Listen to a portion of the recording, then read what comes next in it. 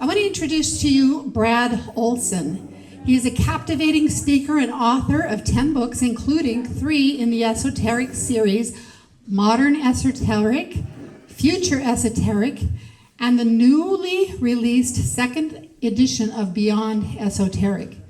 Brad is an award-winning author, publisher, conference speaker. Keynote presentations and moderating panels have enlightened audience at Contact in the Desert, Journey to Earth, Alien Event, Conscious Life Expo, and Mount Shasta Summer Conference. He's done hundreds of radio interviews, including Coast to Coast, Ground Zero, and Patriot Underground. He's appeared on dozens of television shows, including Ancient Aliens, America Unearthed, Beyond Belief, Book of Secrets, The Truth is Out There, and Mysteries of the Outdoors.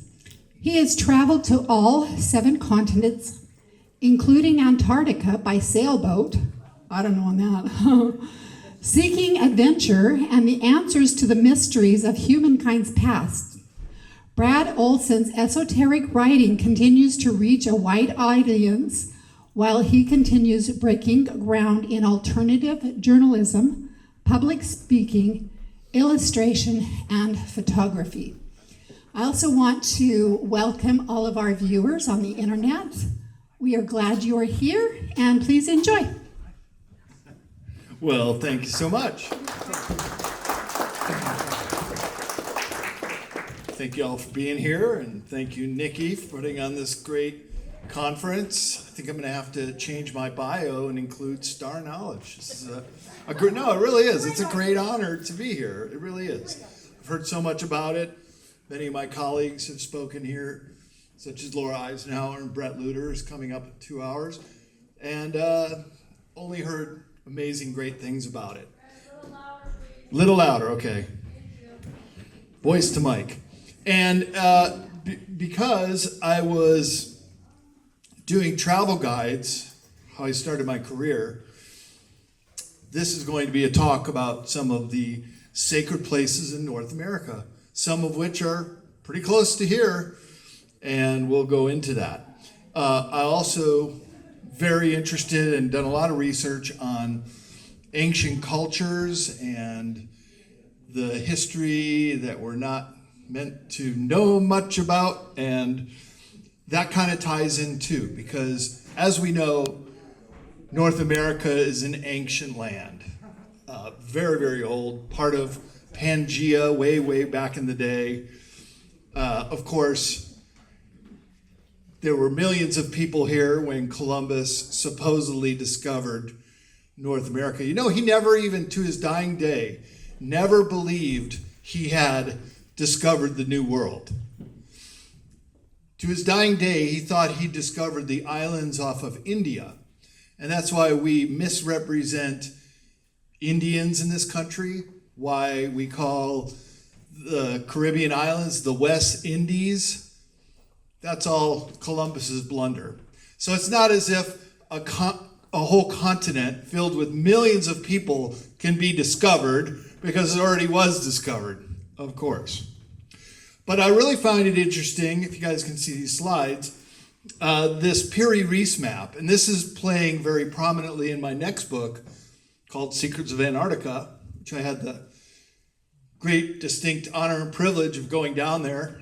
Hardest trip I've ever taken while going to all 7 continents. And this Piri Reis map shows the coastline of Antarctica. This map was done 21 years after Columbus. This was drawn in the year 1513. And in these liner notes right on the side here, it even says that it was drawn from source maps that came from the Library of Alexandria. So literally, thousands of years ago, the map makers of the world had a very good understanding of this planet, of this continent.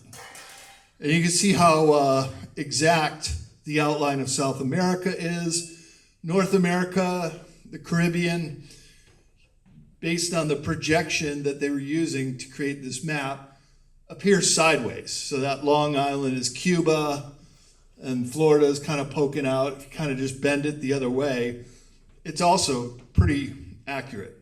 It wasn't until the Mercator projection in 1560 that they were able to look at the whole globe three-dimensionally. And that was a sea change in cartography. But why I bring this up is because Piri Reis was drawing off of other source maps and would have had an understanding of these continents being over here in the so-called New World, unlike Columbus, who never quite got it. You can see how precise South America fits in and other aspects of it, only 21 years before. I grew up in Illinois, Chicago area, and I remember as a kid coming across this stone. It's called the Wabanzi Stone, and supposedly it was based on a chieftain who lived along the Great Lakes, but it doesn't really match the resemblance of a Native American at all. For one, you can't quite see it, but there's a long beard that comes out, almost like an Egyptian pharaoh, the way they're represented in their masks. Also has a really flat face, unlike the more long and angular faces of Native Americans. And so it was the very first thing that was ever found in the city of Chicago. And so they didn't know who it was or where it was designed or who might have done this interpretation of Chief Wabanzi. So they just said, oh, it must be him. And carved by an unknown foot soldier at Fort Dearborn. Like they got a lot of time to sit there and chisel these glacial erratics. So this is made out of granite, and it came all the way down from the, it's called the Canadian Shield. It's the upper level above Lake Superior. So in the last ice age, this boulder gets deposited right on down by the Chicago River, the mouth of the Chicago River where it meets Lake Michigan. And I had the opportunity to go in to see it. I've done a show with Scott Walter called America on Earth. Any of you guys see that? Know what I'm talking about? Yeah, great show. In fact, we did our episode on the Wabanzi Stone. And we had Wayne May from the Ancient American magazine was also on the show. We met with him. And the way this is made and shaped and formed and utilized is very similar to what you would find in ancient Phoenicia, 1600 BC. They were going to a land that they were collecting copper from. And this is very significant because the largest vein of copper in the world is the Upper Peninsula of Michigan. Okay, so when you combine copper with tin, and they know where the quarries were, many were in the UK and England. Oops, what happened? Okay. That you get bronze. And bronze was the alloy that was used for spear tips, arrow tips, shields in the Bronze Age. So remember the poet Homer, Iliad and the Odyssey? He spoke of bronze implements. So before the Bronze Age was the Stone Age, before anyone learned the art of smelting metal together. And they say no Native Americans knew how to do that, but there are some sites around the country that shows that they actually did.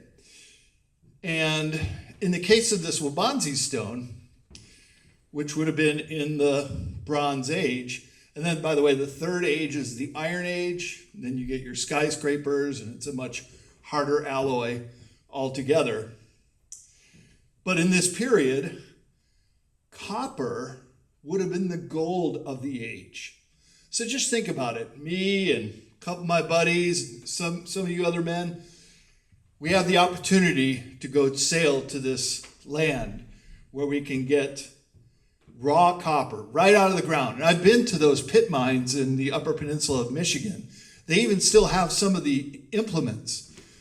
So they would just go there and fill up their empty cargo hold boat full of copper, knowing that if we can make this journey back to the Mediterranean, we would all be the equivalent of millionaires. So there was certainly the profit motive there.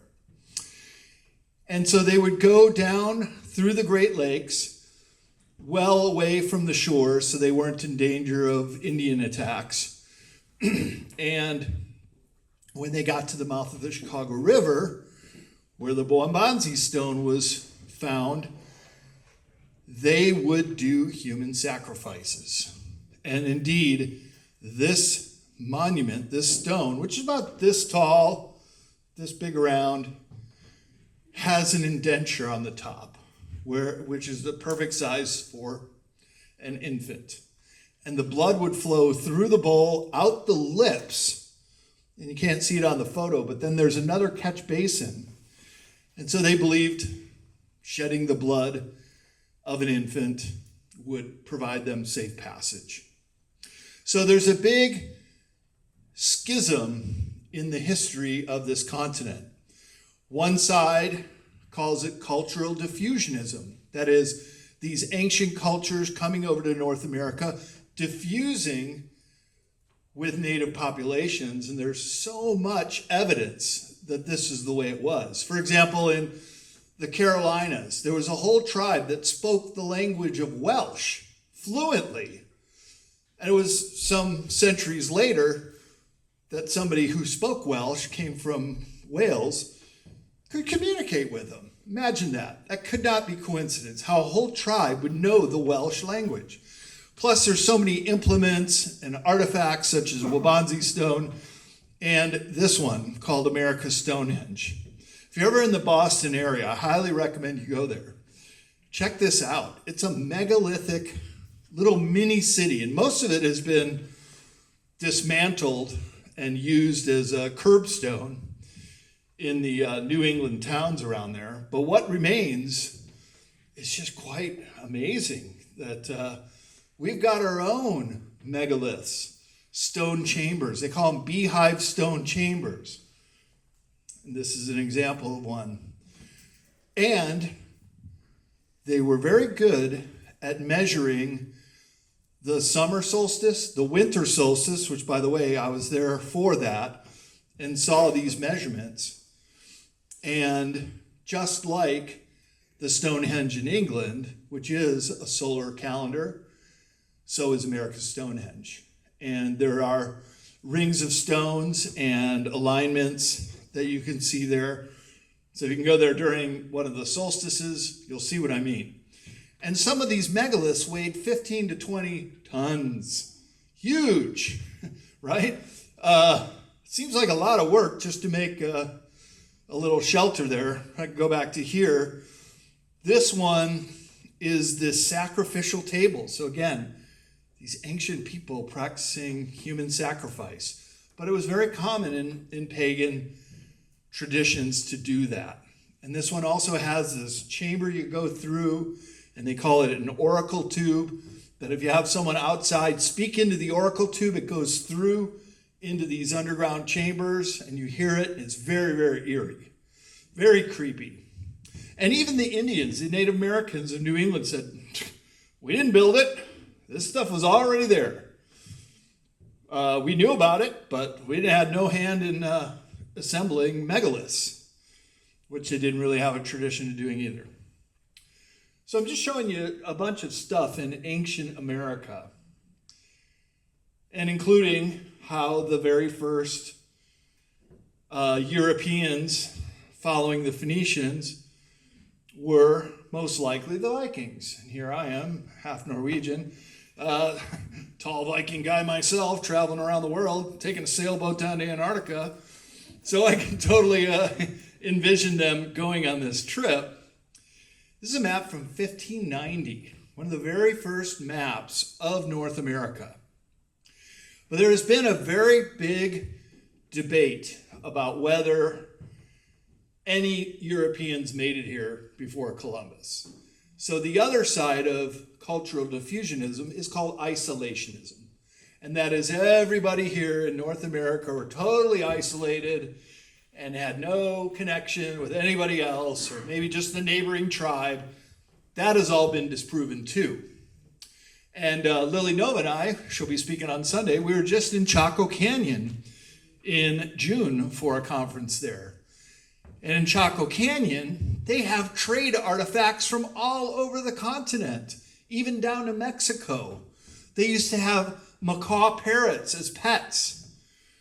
You can see some of the trade items, such as the obsidian that came from Yellowstone, seashells that came from the Gulf of Mexico, and other pottery and other implements that came from all over the place. So to me, it's a no-brainer that one of the greatest seafaring cultures of Europe made it here. And so here's the Vinland map, is what it's known as, because in these Viking sagas, they talk pretty extensively about a land called Vinland. What does that mean? Vin is short for vines or wine, wineland. Wine, or the grapes that you derive to make your wine, only come on the East Coast from one area, and that is upstate New York, out to the coast, but really no much further north than southern Maine. Okay? So just based on the name alone, Vinland, that puts them right here in North America, right here in New England. And that was a big deal to the 19th century historians. If you ever go to Boston, there's the Long Mall there. And on one end is Leif Erikson. And by the way, Monday is Columbus Day. Explorers Day might be more appropriate, but it's also Indigenous Peoples Day. I think that's the most appropriate title for this holiday. But in the Boston Manor, this big mall, then on one side is a Leif Erikson statue, and on the other side is this historian named Morrison. And he was the one that just cut all this stuff down, like say, oh, that's obviously a forgery, or oh, that's not the North American continent. Look, it's like an island. You just nitpick every little thing wrong with it. But nonetheless, this other Vinland map dates from 1440. So again, before Columbus, 1492, sailed the ocean blue. And then the Piri Reis map of 1513. So this is another one, another Viking artifact found in Kensington, Minnesota. And this is what put Scott Walter and America Unearthed on the map. This was his pilot issue on History Channel with America Unearthed, because he analyzes. He's a forensic archaeologist. Great guy. Met him a bunch of times at conferences and stuff. And of course, we did the one show. But this gives the uncritical record of a Viking exploration in the 14th century, that same time frame of that map I just showed you. And it was deeply embedded in the roots of a tree. So these isolation historians say, it's a fake. The guy who discovered it forged it. He's a Norwegian farmer up there in Minnesota. The guy was illiterate. He couldn't even write in English, nor could his sons. And they broke a shovel as they were uncovering the Kensington runestone. And the father was super pissed at the son. They didn't even do anything with it. They used it as a step to the barn and was just left abandoned, basically, till finally somebody says, hey, maybe there's something to it. So let's read the writing on it. Let's see what this says. And the key words here are right on the bottom there, AVM, written in Latin text. All the rest is Viking runes. And so that was the purpose of calling it a forgery. See, they're mixing languages here. They're putting Old Norse runes with Latin text AVM. And they did say the date on here. It's 1362. So, forensic archaeologist or someone back in the day looked back and they found actually in that year, because it talks about the Norwegians and the Swedes who had joined together at that time. Indeed, in that year, they had become Christianized. And they, instead of fighting, were now allied. And they're going on these excursions. And they even talk about going to Vinland first, and then took a voyage well deep into the interior of North America. The Viking runestone speaks about how they were sabotaged. Half of the party went out on a hunting expedition, came back, found all their comrades dead. And so these last surviving Vikings went running out to a little island where this runestone was found of an extinct lake and wrote this message. And this is also something the Vikings would always do. They would leave a runestone at the farthest place they went. So up in Baffin Island, up by Greenland, there's a runestone, like Kilroy was here kind of thing. They did the same sort of thing all throughout Europe. The Hagia Sophia in Istanbul has runic writing on it. We were here. We made it. So this is the same sort of thing. And then, so they talk about their comrades getting killed here in the record of the Kensington runestone. And then AVM, well, what does that mean? It means Ave Maria. And it's Ave Maria, save us from peril.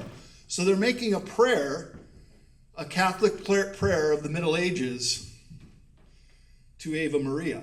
Actually making this stone authentic because they were all Christianized. So what was once said, that's how they faked it, that's all wrong, they didn't get it right. It was actually this little tidbit of history. If you follow the dates, it makes perfect sense. Whole bunch more about the Vikings in North America, including a very famous poem that was written by the poet named Longfellow called A Skeleton in Armor, and I went out and found it. Basically, Hannah Borden, I think she was the mother or grandmother of Lizzie Borden, took an axe, gave her father 40 whacks when she saw what she had done, gave her father 41. Very prominent family in New England, was just digging in a sand dune in Fall River, Massachusetts, when she was getting sand to scrub her fine silver. And by digging the sand, she created a little avalanche, which exposed a big, tall guy like me covered in armor. Now, you would think this would prove the fact that the Vikings and other Europeans had come here in prehistoric times. We'll say prehistoric starting with Columbus. This was actually Leif Erikson's younger brother Thorvald, who died in Vinland in a battle with the Indians, natives, and he wanted to be buried in Vinland. So another piece of evidence that indeed the Vikings set up Leif's Longhouse in New England, more specifically Fall River, Massachusetts. So more discoveries I made while traveling across the country, and this is true in many of the mound sites. This particular one, also a skeleton in armor was found. Along with a treasure trove of artifacts, Craig Mound, pictured here, contained a mortuary chamber housing a large male skeleton wearing a full suit of copper armor, polished beads, and engraved conch shells. So I go to Spiro Mounds. I was traveling cross country, going to all these sites in my book. And I get there and I said, hey, and I found the historian. He happened to be there. Hey, what about this skeleton armor? Don't know what you're talking about. I said, well, wait a minute. Look at these newspaper articles from back in 1930 when it was found. Yeah, we think that was just a hoax. Really? Everything's a hoax, okay?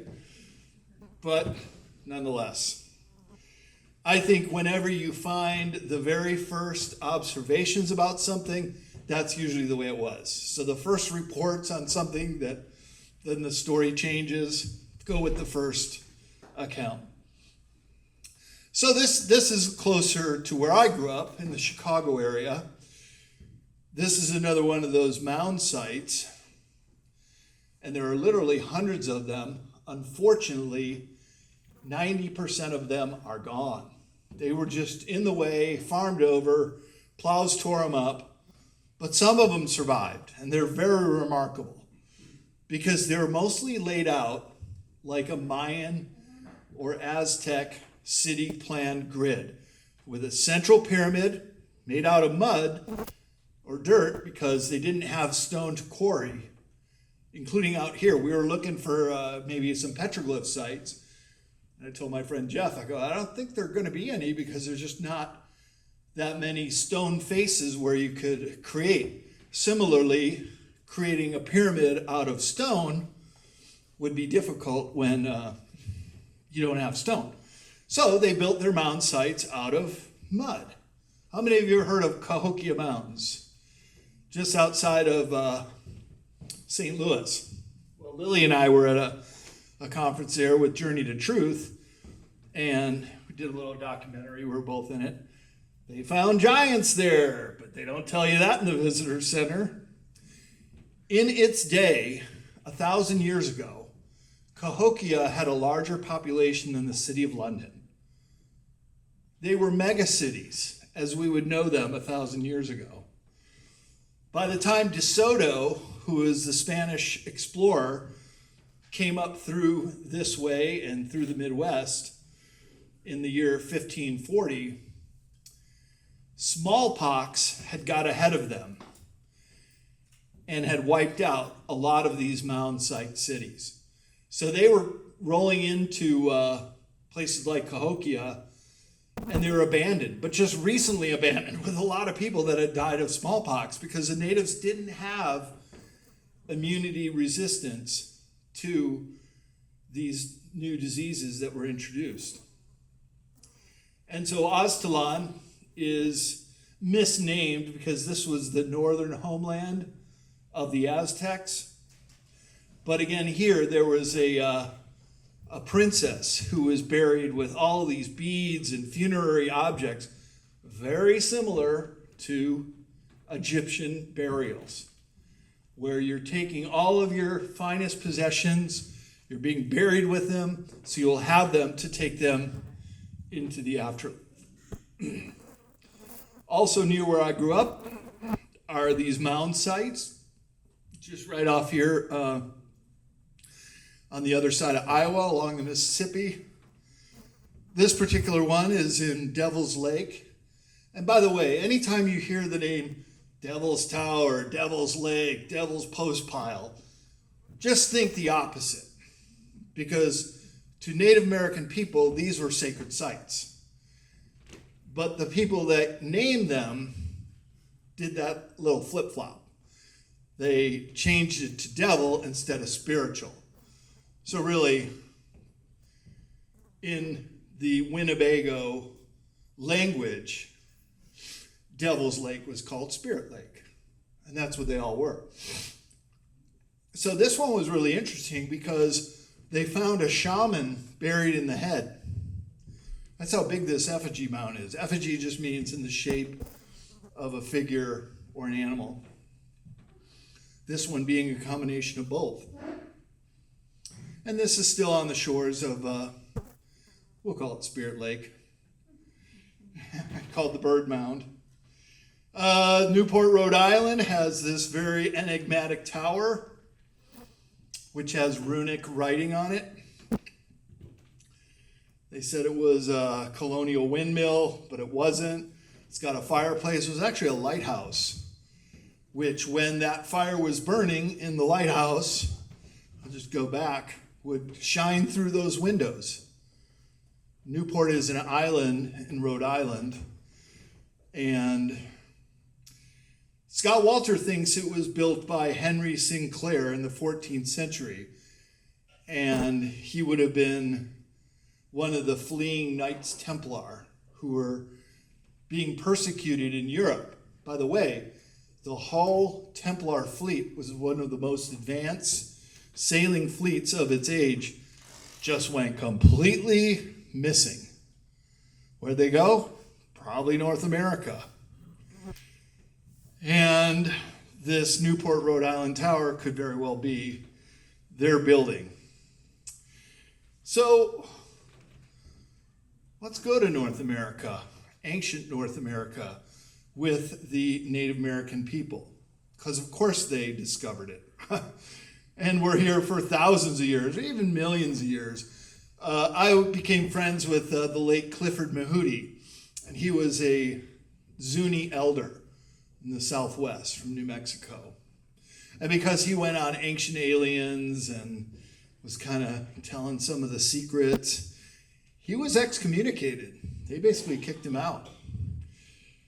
But nonetheless, he was very vocal about the Southwestern Indians, which, by the way, you don't call them Anasazi. He corrected me and said that's the A word, like we would say the N word. You don't say that. They are the ancestral Puebloans. So we'll refer to them as that from here on out. But he said the ancestral Puebloans were actually the remnants of a sunken continent tens of thousands of years ago called Lemuria. And the survivors made their way to North America and became the ancestral Puebloans, who, by the way, were part of the Chaco culture. And there it is. This is the largest kiva in the world. Kivas are ceremonial centers. This is called Casa Rinconada. We went there just a couple months ago when we were on our conference in Chaco Canyon. That was pretty cool. And this kiva features a special window for viewing the summer solstice, right? So this can't be coincidence. When the rays of the sun come right into the kiva, which, by the way, this was all covered with a roof. It was very dark in there. Just in the same way, some of those beehive structures in New England, also alignments with the sun coming right through. No other place does that in megalithic architecture except in Europe and in the Southwest. And it's called archaeoastronomy, and that is tying in the study of the movement of the sun and the stars and the moon to their architecture of their building, which shows a very sophisticated understanding of the cosmos of the universe. That's what makes these sites so remarkable. They're not the noble savages of the 19th century. They were actually very intuitively understanding the movement of the stars, the sun, and the moon. Look, during the time of Columbus, they still thought the planet was flat. And the sailors feared they would fall off the edge of the earth. Now they've got this whole silly flat earth stuff. And to me, I just say, look, I've been to Antarctica. You want to see the pictures? I got them right here on my phone. I'll show anybody. I was walking on the continent. It's not in the flat earth cosmology, but it exists. And I think that's just a psyops to get us arguing over something nonsensical. But in the time of the earliest explorers from Europe, they were worried they were going to sail off the edge of the world. Native Americans didn't believe that. This was Turtle Island, right? They knew we were on a continent. They knew the movement of the stars and the sun, and they documented in their architecture. And what architecture it was. So not far away from Chaco Canyon are Aztec and Salmon ruins in New Mexico. And these fine masonry ancestral Puebloans are an exquisite craftsmanship of the ancient ones. The other name Clifford Mahooty would say for the A word. The original progenitors, at least in the Southwest. I would say the Plains Indians, Native Americans here, were also very advanced, and archaeoastronomy has factored into the medicine wheels. I'll show you some examples of that here in a minute. Also showing a very sophisticated understanding of the movement of the cosmos. So not far away from Sedona, up near the Hopi Mesas, which are the ancestral Puebloan lands, is a ball court, very similar to the Mayan people. Again, showing cultural diffusionism, this blending of different cultures. They're playing the same game the Mayan did, which is kind of like soccer in a way. And you can see the goals. The idea was to kick a real hard, it was made out of stone, but then they would put beeswax and other substances to make it a little bit softer. But I wouldn't use your head to try to knock that ball in. You'd probably get a concussion or die. But similar to the Mayan and Toltec neighbors, the Hohokam, which built this ball court at Wapatki, played a ball game in their large wall courts. And over 200 of these ball courts have been discovered in Arizona, most of them located near irrigation canals and pueblos.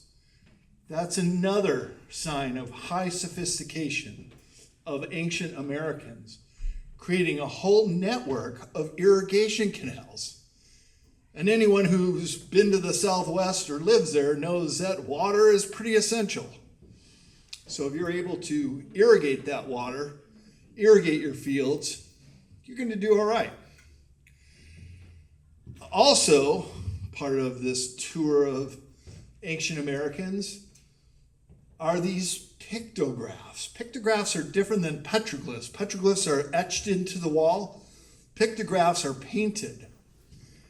And here's my friend Jerry. We went out to Sago Canyon, using him in reference to how big these paintings, these pictographs were, of these larger-than-life robed figures presiding over outdoor ceremonial centers. And these figures sometimes hold talismanic items or snakes. So they're shamans of some kind. I know Ancient Aliens has portrayed them as extraterrestrial, and I can't discount that. They have real big eyes. They're much larger than life. And in a place like Sago Canyon here, it's as if they're watching us, the watchers, the seers, the ancestors are looking down on all of us humans as we're doing a ceremony, presiding over us. And these pictograph sites are all over the Southwest, and a lot of connections with the Kokopelli figure who played the flute, including all the way up here in Peterborough, Canada, Ontario, Canada. There's a depiction of Kokopelli on this big petroglyph wall. So, again, showing a very wide area of cultural diffusionism throughout the North American continent. And this Kokopelli, this Pied Piper who plays his flute, is depicted thousands of miles away from the Southwest. This is north of Lake Ontario, so far away. So I think, again, it shows how wide the distribution was. Up on Ottawa Bay, Canada, you have these pictographed art panels that show it is a very cold lake. Even in the height of the summer, it's frigid. But you have this sea monster that lives in the lake, and he's escorting Native Americans over. So the spiritual world would then combine with their reality and would be interpreted in the form of these pictographs around the country too, with these mythical beings. I really like this one. This is one of my favorite sacred places in North America. It's called Dreamer's Rock. Hardly anybody ever heard of it or knows of it. It was a vision quest site. I think a lot of you know about the vision quests of the Native Americans. It was like a coming of age ritual. Nowadays, we would have people taking confirmation in the Catholic Church, or Jewish people doing their bar mitzvahs. The Native Americans would, as soon as they felt like an adolescent was old enough to at least be able to survive overnight without his parents and maybe collect some food, but mainly they were there to fast. And they were instructed to go to these vision quest sites and just meditate every day while they were awake until they got a vision of an animal that came into their life. So maybe an eagle flies over, maybe a big trout swims by, maybe they see a mountain lion. That would then become their name, their spiritual guide name. I think we should be doing that with our adolescents these days. Get them off the video games, send them out to Dreamer's Rock for a couple nights. So the solid white quartzite rock, which quartzite is also a very powerful conductor of energy and also attracts lightning bolts, was polished smooth by the glacial action. So it actually really shimmers and shines in the sunlight. So it's no wonder that the Lake Huron tribes of the Great Lakes would find that area to be very significant. Not too far away from here in San Luis Valley are the Great Sand Dunes. There are sand dunes all across North America, especially in the West. And this particular one was also a vision quest site for some of the tribes from Taos, New Mexico. And they would go there and spend a couple days and have their vision. Here's one just outside the door, only 200 miles away in the Black Hills, the Bear Butte, South Dakota. This, again, is one of my favorite ones that hardly anybody knows about. It's a standalone butte on the eastern fringe of the Black Hills, remains a potent vision quest site and pilgrimage destination for modern Native Americans. And as you go up to the summit of Bear Butte, you'll see all these prayer flags and offerings. It's a really great hike. If you got about a half day and you can do a hike up a hill, it's very rewarding. And again, flip devil to Spirit Tower in Wyoming, another sacred mountain to Native Americans, attributed to the devil by the first Anglo settlers.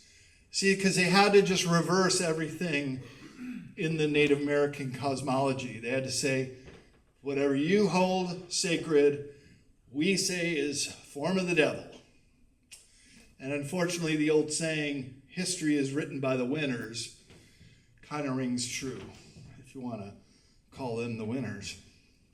This is out near where I live in Nevada, Pyramid Lake, which was the remnants of an ancient lake during the last ice age called Lake Lahontan. And I have a 10-acre ranch in Yerington, Nevada, just about 90 minutes south of Pyramid Lake. And you can see the striations in the cliff. You can see them here too, way off in the distance, these high-level marks that left their mark on the side of the cliffs there. And this one was the sacred place in Pyramid Lake of the mother, Earth Mother with a basket. You can see her in the middle there, her profile. And they would come out here. And like most Native American sacred sites, they didn't want to live there. They didn't even want to camp there. You would just go there to make an offering and then row back to the tribe. What's also interesting around, well, at Pyramid Lake they found them. Out near me in Fallon, Nevada, Spirit Cave they found them. But more famously in Lovelock Cave, they found very tall red-haired giants who were all wrapped and prepared as a mummy and buried with funerary objects. So that's why I say, I mean, that North American history really goes back not tens of thousands or even hundreds of thousands of years, but really millions of years. But this is during the last ice age, so it's about 12,000 years ago. Here is the bighorn medicine wheel, which I was out there on summer solstice. Here's the sun rising up over the medicine wheel, perfectly aligned with one of the, they call them spirit houses, these rock cairns on the outside. And each one of them has either a star that rises in the summer or solstice alignments. And so going out here on the summer solstice, this is up about 9,000 feet elevation in Wyoming. It is covered with snow 6 months of the year. So of course you couldn't do these kind of readings. You wouldn't really be able to use it in the wintertime. But in the summertime, it would be a good indication of what time of year it is. And so a lot of places around the world, other megalithic ancient sites, they're also using archaeoastronomy to find out what a lot of these buildings were. So I was just in Machu Picchu before I went to Antarctica 7 years ago. And indeed, in Machu Picchu, they have the Temple of the Sun. Sunrise come right through the window. The main stone there, the most sacred stone, is actually a sundial, Antithawapa. And it too would give the people who were able to read this information very valuable insights into the changing seasons. So say, for example, all of us people here in the room are a tribe, right? Maybe I'm the shaman. And I'd say, I just read the medicine wheel. The days are going to start getting shorter from here on out. So in the case of the Plains Indians, who obviously migrated up and down the Great Plains here, it might be time to start getting our last buffalo kill. And then when the alignment is further on, you would say, okay, it's time to start migrating. And then they would go back to their winter homelands in Kansas. In the case of Machu Picchu, where they have all these agricultural terraces, say, well, this is the time when the rains come. So this is when you plant your crops. This is the time when you can harvest your crops. If you plant too soon, you're not going to get the rain. The crops are going to fail. If you plant too late, you're going to miss the rainy season. The crops are going to fail. So if we're all dependent on the food that we all generate, you better believe that this kind of information would be very knowledgeable, life-saving. So that's why archaeoastronomy is starting to take a whole new meaning with people that are looking into these monuments, because it's so important that they would know this. This is also here in South Dakota, in Custer, South Dakota. When I was working on my book, Sacred Place in North America, a white buffalo was born. And another one was born in Janesville, Wisconsin. And these sacred white buffaloes symbolize to Native Americans a time when peace will engulf all good people of all races. I would like to think that's all of us here in this room. We all want to see peace. We're all at peace with each other, and we can hopefully envision a peaceful world instead of war and destruction. So the Great Plains had the teepees, Invariably, this lifestyle of indigenous people changed dramatically and often drastically with the coming of the settlers who came through. As you probably know, there were no horses in prehistoric North America. All the horses, all the donkeys were all introduced by the Spaniards and other Europeans. But the Native Americans were extremely well adapted to riding and hunting on the horses. They became among the best horsemen there ever were. And it's largely believed because the Native Americans saw the spirit in all animals. And they spoke to those animals. They spoke to their horses like their friends. And said, well, we really need to get some food tonight. You see, our people are dying. We're very, very hungry, and there's a buffalo herd. Would you, my dear horse, please take me out there and get me close enough so I can arrow and buffalo and bring back to feed my people? And it was like they would agree to it, and they would do it.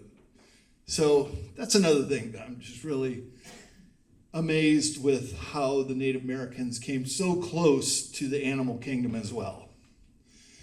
But with the new population of North America came this new religion.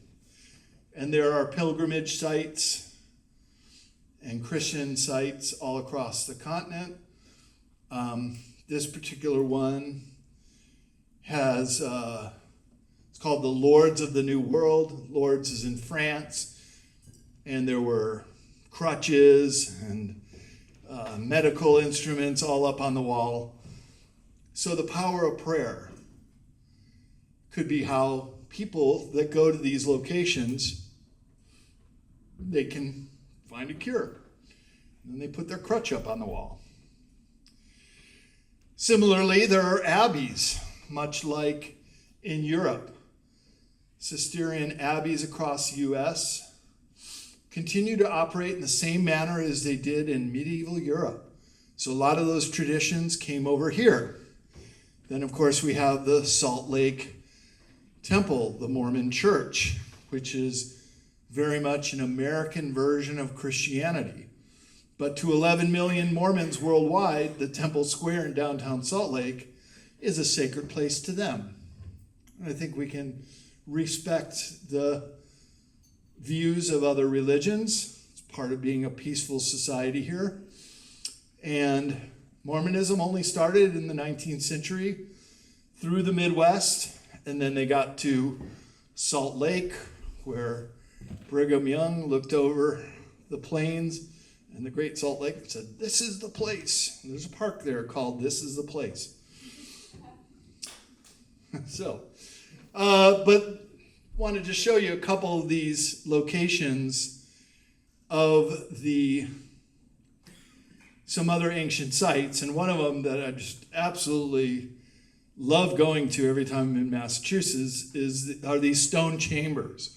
This being the best one, called the Upton Stone Chamber, and it too has the solstice sun coming directly into the main chamber there. And these are big. You can see a person standing up in there. I have to hunch over to get through, but I could clearly stand. The ceilings were as high as they are in here. And this is all built with dry masonry stone, meaning they just found a way to expertly stack the stone, and then on the very top is a megalithic capstone. So this could be considered megalithic architecture. And similarly, here's the Lovelock Cave. This is the one where dozens of giants with red hair were found, mummified with thousands of artifacts. And I think pre-Columbus history is now being open to being rewritten. Based on what I've showed you, I think you can see that there is a case that there was cultural diffusionism. But, of course, each Native American culture had their own distinct look, feel, legends, and it's not to take away from that at all, but there were other travelers here. So through this into my studies of the esoteric, which just basically means information that's known by a select few. And I would say at this point, you guys are all students of the esoteric, because there are so many cases of giant bones. This is a photo taken in California. You guys think I'm tall. This guy would have gone almost to the ceiling. Actually, I think this is a female holding her baby. And we saw some of the elongated skulls in South America. They're human-like, but they are not human, I can assure you. We saw one that was an adolescent child whose head was as big as his torso. So like Vitruvian Man by Da Vinci, the arms out, it's all showing proportion. The proportion of those elongateds are nothing like humans. They have a skull with a cranial capacity that's 30% larger than ours. They don't have the central suture crack in our skull. Their eye sockets are 30% bigger. They're human-like, but they're not human. And so this is kind of the big picture here, is that we have been mixed with a lot of different races. And there has been cultural diffusionism in the more historic times. And with these cases of these giant bones being discovered in North America, on the Channel Islands in California, off the coast of Southern California, the Great Basin where I live, region of Nevada, and in some of the burial mounds in the Ohio River Valley. This image is an 8'4" skeleton. Now, the tallest NBA player was a guy named Manute Bol. He was 7'7", and he came out of the high grasslands of Africa, the country of Mali. And he was famous because as a teenager, he grew up there. He killed a lion with a spear. And they're very, very tall there. Of course, being tall myself, I'm very interested in everything about the tallest people in the world. And they are among them because they adapted to their environment. They had to be tall to hunt. Just in the same way that only 500-600 miles away in the deep jungles of the Congo are the shortest people of the world. The pygmies, who are only on average 4'10", 5 foot for males. And then you have someone like Manute Bol, who's 7'7". But this giant, 8'4". Big guy, big woman, even. So her male spouse was probably taller. And this was found in San Diego by these two. One of them was Professor McGee. And could this have anything to do with the so-called Nephilim giants, who were rumored to once inhabit the earth? The Bible starts out with stories of the giants. In those days, there were giants, and they didn't always get along with the humans, and maybe Goliath was a giant. And so, if questions like these lead me to write my next series on esoteric subjects. So I'd invite you to come over to the table and check those books out. And I thank you guys so very much for coming today. Thank you. We might have a few minutes for Q&A. Where are we at, Nikki? I try to keep it right at an hour. We got a question or two? All the way in the back? So, did I hear you say that in Cahokia Mountain there were giants found in Cahokia? Yeah, so Lily and I were there together, and our really good friend Tyler Kaiwas, he was doing a documentary, and we were both speaking in it, and we found a local there, and he's in the documentary we made, and he says, yeah, when he was a little kid, or when his dad was growing up near Cahokia, they were digging around the Monk's Mound and they found 3 giants. But he said, you won't go finding them in the visitor center. They will keep that all covered up. So this is how a lot of these things just get buried under the rug. You know, the whole this memory vault we have. We forget so much. Yeah. Did they ever figure out how old the Wyoming medicine wheel is? How old the medicine wheel is? Yeah, and that's a great question. And a lot of these sites can be dated based on the alignments. Because have you guys heard of the precession of the equinox? Graham Hancock talks about this in his book, Ancient Apocalypse, in the Netflix series.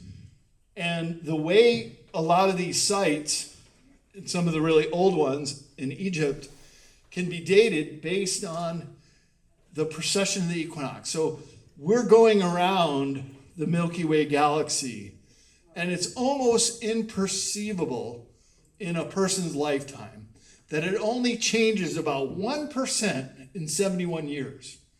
So by the time that we're just about old enough to forget, it moves a little bit. So then my point is, if you backtrack this to some of those sites, and if they're off a little bit, you backtrack it to when it was right on, and that is probably how old these monuments are. That's one way they're doing the dating with archaeoastronomy. Okay, so how old, the question was how old are the medicine wheels? They're more contemporary. They're more within 1,000 years, because that picture I showed you of Bighorn, it was right on. The precession of the equinox has not moved, that one. But those stone chambers, those ones are much older, and they're just a little off. But that could be a couple thousand years, how much older they are. Okay, let's take a last question. I read a long time ago that I know I call them Anasazi, but we even went there once, and they were talking about how they suddenly disappeared. Right. Everything was left. Well, what I read was that they had a prelude of what was happening with Europeans coming in, and they knew it was going to be disastrous, so they went back to the stars, wherever they were from. Have you discovered anything about that? Great question. She said, with the Anasazi or the ancestral Puebloans in Chaco Canyon. Yep, they just were gone, disappeared. And Cahokia, all over, a lot of different cultures have just disappeared. And it did not show that there was any warfare. There were still pots filled with old food in them. So you'd think you'd want to take some food with you if you're taking off. It could have been some kind of natural disaster, perhaps a comet. It could be they got taken up. I don't know. To answer your question, I honestly don't know. But Because the Cherokee and the Sioux both claim to come from the Pleiades. Cherokee and the Sioux both claim to come from the Pleiades. Isn't that interesting? And they're both very tall for Native Americans. And they're tall too. So a lot of mysteries out there, folks. I hope I opened a question mark for you as far as ancient America. And let's go, one more question, sir. I was just going to mention that in the Castaneda series, are you familiar with that? I'm not. Well, that's a series of books that started back in the 60s. This guy Castaneda was studying with the Buco down in Mexico. Carlos Castaneda. Yeah. Yep.